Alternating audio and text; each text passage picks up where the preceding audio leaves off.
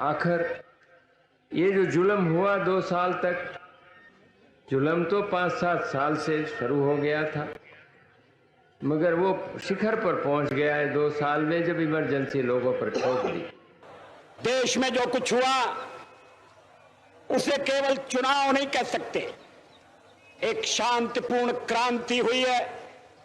लोक शक्ति की लहर ने लोकतंत्र की हत्या करने वालों को इतिहास के कूड़ेदान में फेंक दिया है। बहनों और भाइयों, पिछला चुनाव नहीं था, भारत की जनता का एक महान अभियान था। उस समय के परिस्थितियों को बदल देने का, तानाशाही के धारा को मोड़ देने का और भारत में प्रजातंत्र के बुनियाद को मजबूत कर देने का। जन भागीदारी की शक्ति से बड़े बड़े संकटों का मुकाबला किया जा सकता है। मैं आपको एक ऑडियो सुनाता हूं। इस ऑडियो में आपको उस संकट की भयावहता का अंदाजा लगेगा। वो संकट कितना बड़ा था, पहले वो सुनिए, समझिए। आखिर ये जो जुल्म हुआ 2 साल तक, जुल्म तो 5-7 साल से शुरू हो गया था, मगर वो शिखर पर पहुंच गया है 2 साल में, जब इमरजेंसी लोगों पर ठोक दी और अमानुषी बर्ताव लोगों के साथ किया गया।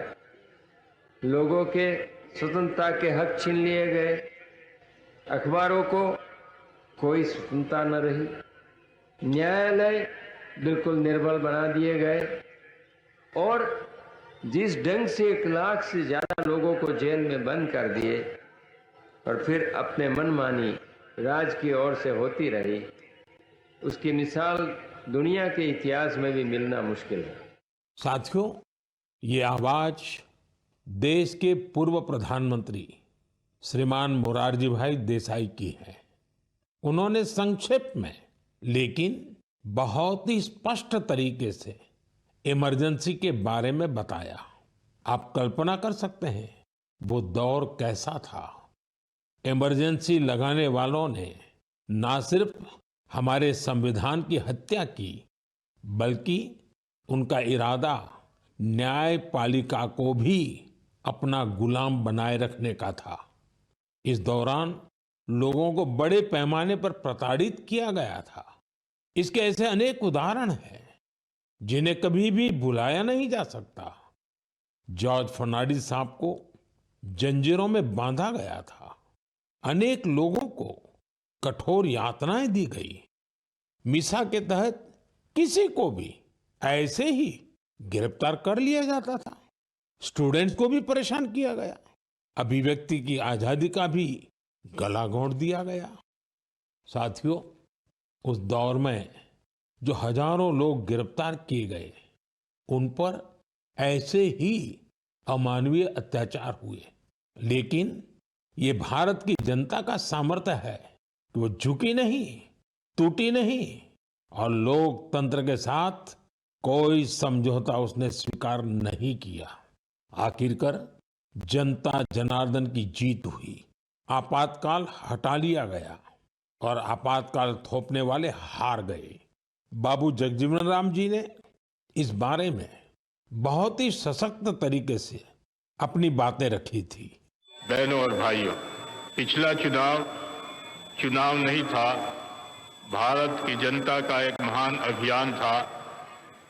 उस समय के परिस्थितियों को बदल देने का, तानाशाही के धारा को मोड़ देने का और भारत में प्रजातंत्र के बुनियाद को मजबूत कर देने का। अटल जी ने भी तब अपने ही अंदाज में जो कुछ कहा था, वो भी हमें जरूर सुनना चाहिए। बहनों और भाइयों, देश में जो कुछ हुआ उसे केवल चुनाव नहीं कह सकते। एक शांतिपूर्ण क्रांति हुई है। लोक शक्ति की लहर ने लोकतंत्र की हत्या करने वालों को इतिहास के कूड़ेदान में फेंक दिया है। साथियों, देश पर इमरजेंसी थोपे जाने के 50 वर्ष कुछ दिन पहले ही पूरे हुए हैं। हम देशवासियों ने संविधान हत्या दिवस मनाया है। हमें हमेशा उन सभी लोगों को याद करना चाहिए जिन्होंने इमरजेंसी का डटकर मुकाबला किया था। इससे हमें अपने संविधान को सशक्त बनाए रखने के लिए निरंतर सजग रहने की प्रेरणा मिलती है। मेरे प्यारे देशवासियों, आप एक तस्वीर की कल्पना कीजिए। सुबह की धूप पहाड़ियों को छू रही है, धीरे धीरे उजाला मैदानों। प्रभातखबर.com, विश्वास वही, रफ्तार नहीं।